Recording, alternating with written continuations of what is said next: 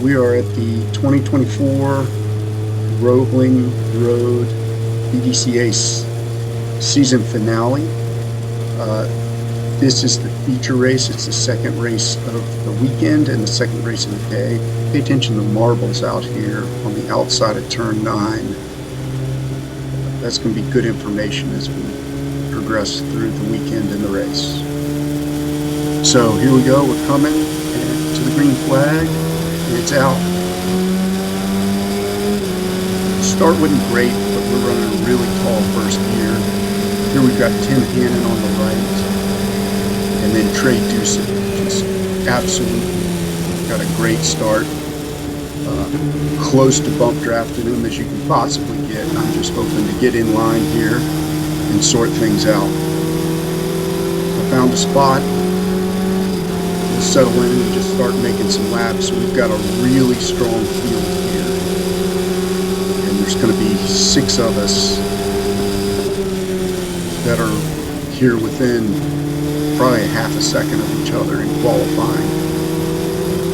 So we're going to go a little pack here that breaks out, so we want to be careful not to get shuffled too far back in that pack, as there are not too many passing opportunities at this track. You can get 2 on the front stretch if you get a good draft, but that's kind of about it. Tires are still cold. We're trying to keep with these guys. They're putting out a pretty hot first lap here. Again, we're turning in real early here. The BMWs have been running, and those marbles are not insignificant. Got a good run, got a good draft. We're going to go ahead and take this position. Try and settle in here behind Tim.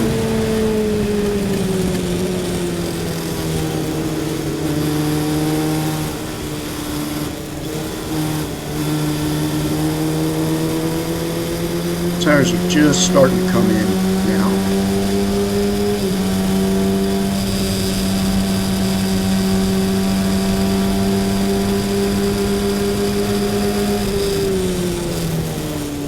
And Tim took it. We're taking a little bit more of an inside line going into 4 here. That seems to be where the grip is moved to for the afternoon runs. It also gives us a little bit better defensive line going in there. Tires are fully up to temperature here. This is a weak area of the track for me in the carousel there, but we're coming up to probably my strongest corner. Just shift into 4th.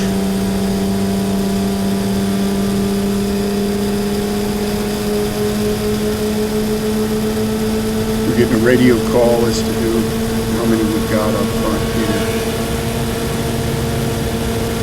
Go around. We're just looking for positioning here. This isn't going to stick, but we'll just shuffle through the order. Hopefully not get too far back in the wash as the race progresses.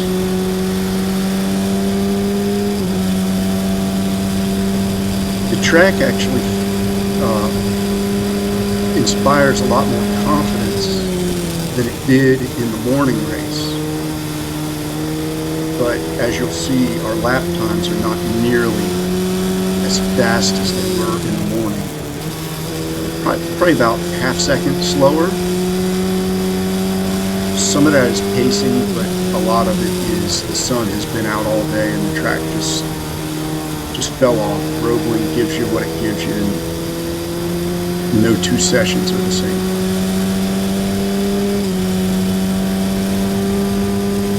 So we're going to come through the last corner here. Tim's real strong through the carousel, so fully anticipate he'll get around us on the straight here, and we'll just probably leapfrog and switch back and forth the whole race here. There goes Tim. Looks like Doug Neese might be coming as well. He is. So we'll give that to him. Starting up on lap traffic on lap 2 this is. Doug's the seasoned veteran around here. He's always quick, and so to see what he has for Tim. Tim was kind of wisely pacing it a little bit to save equipment. He's a real tactical racer. So he wants to be quick, but not overwork his tires here. So we're going to see if Doug can maybe force him into an error or something.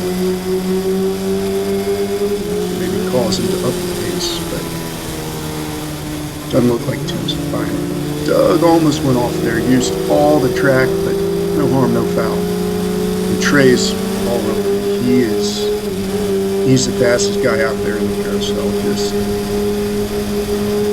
and should be at a disadvantage in that, or is at a disadvantage in that wiggle in.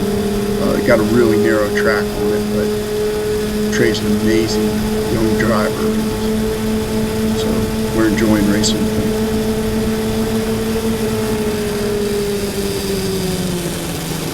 Let him rattle their cages for a little bit here.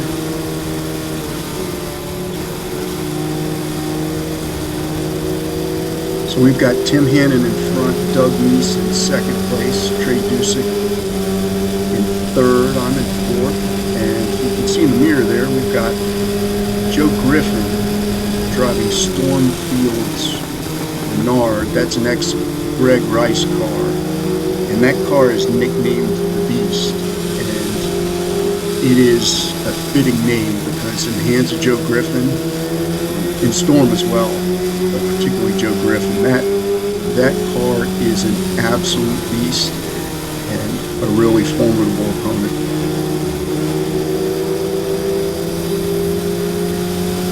Joe's probably at a little bit of a tire disadvantage to us in this particular race, but we've got a good little train going here. He's right up close. There's a sixth car there, and I can't remember who it was at this time. Oh, two car, we got to take this.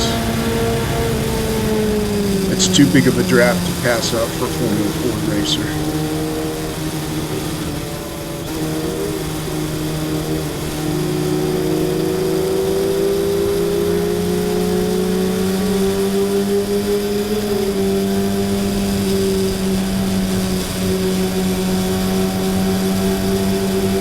Here.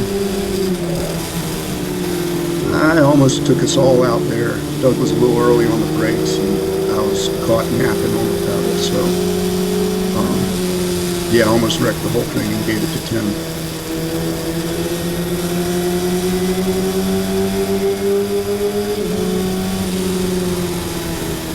There are a lot of different lines through this part, and everybody's cars really behave differently through here. You've got short wheelbase,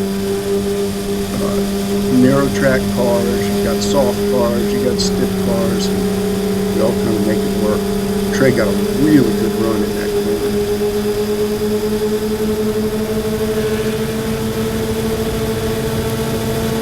Those almost put a nice hole in the air for us. So I got around him.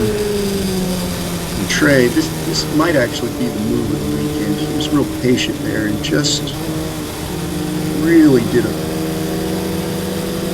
that's just a terrific time, momentum, pass, staying in kind of the inside in one and then releasing the pedal between 1 and 2 and just, that was his textbook as a kid. So hats off, Trey.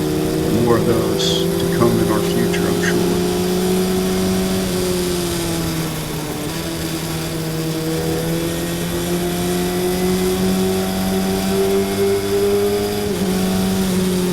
Really wheeling it. You can see the front end just was really twitching there in 5.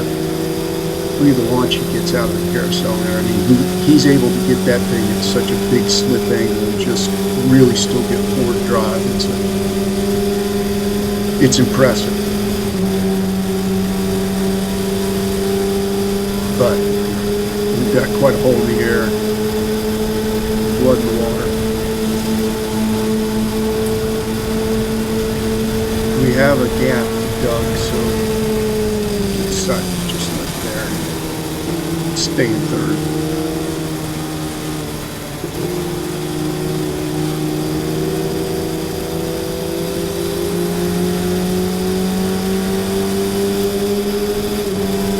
Looked like the lawnmowers have been out already since the green flag, so yep, there's some more.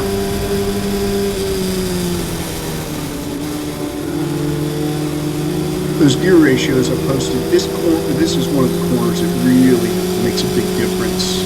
I found when I ran kind of a standard setup, I was really over-slowing to get into the proper gear, and it was costing me quite a bit of time. Other drivers can make it work and go just as fast, but not this guy.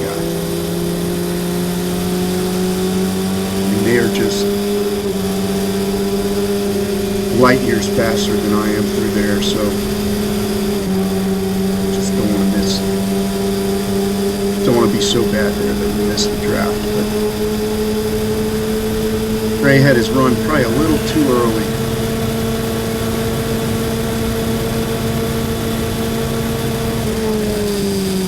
And a double pass, even if it's with the aid of the draft, it always feels good to take a double pass. So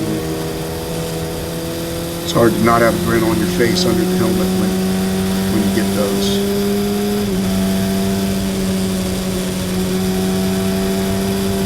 Got one of our competitors' sons was helping me out on radio duties on Saturday and cheered me on and giving me traffic info and positional info through the radio. So that was a lot of fun, really helpful, and always exciting when somebody is enjoying the show. Really can help you to stay focused.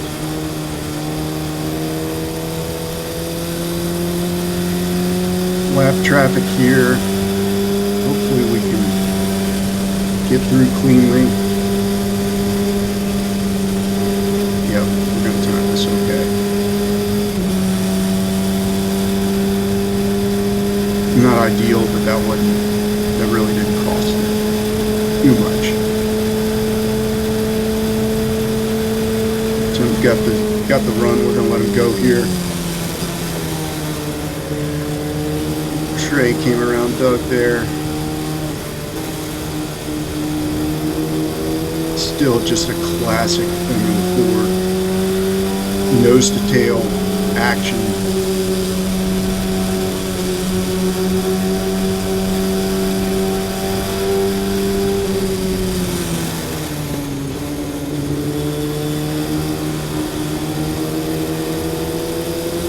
Really did a good job through that.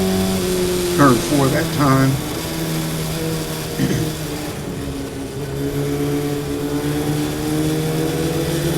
Everybody was heads up. Really good job by the spitting car keeping his line.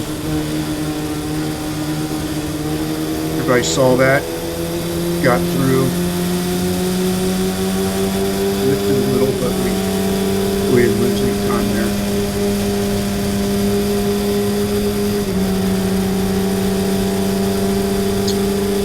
He's really getting a good run. He's kind of getting it a little earlier in the straight than light in an ideal scenario. All right. Let's see. Are they going side by side? I think they are. Yep. So we gotta go here. See if we can get a gap.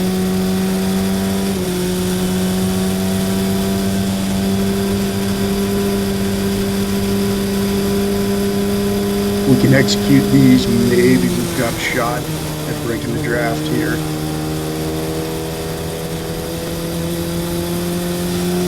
Not likely, but it's our only chance to do so. So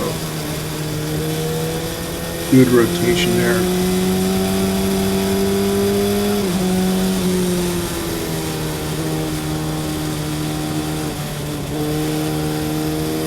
Car's not over temp, but it sure is nice to get some clean air.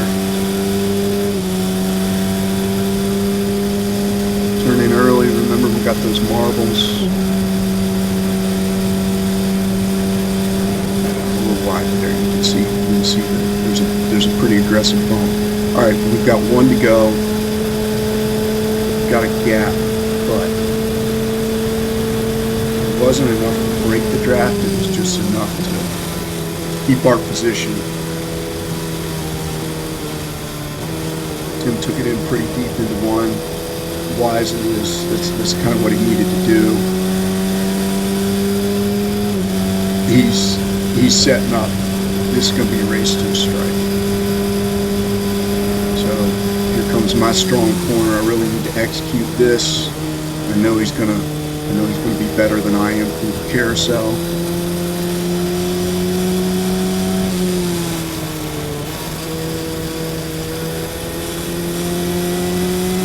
Pretty good, not great, pretty good. All right, we know we're going to give up probably a tenth and a half here.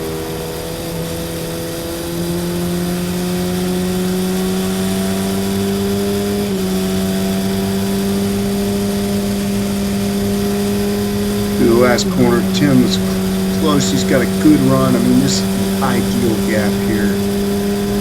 Kind of a sitting duck. It's going to be real close. We got it. It was 7 thousandths at the line. So that was just a great Formula Ford battle for the feature race. So we're 2 for 2 on the weekend. Some great drivers.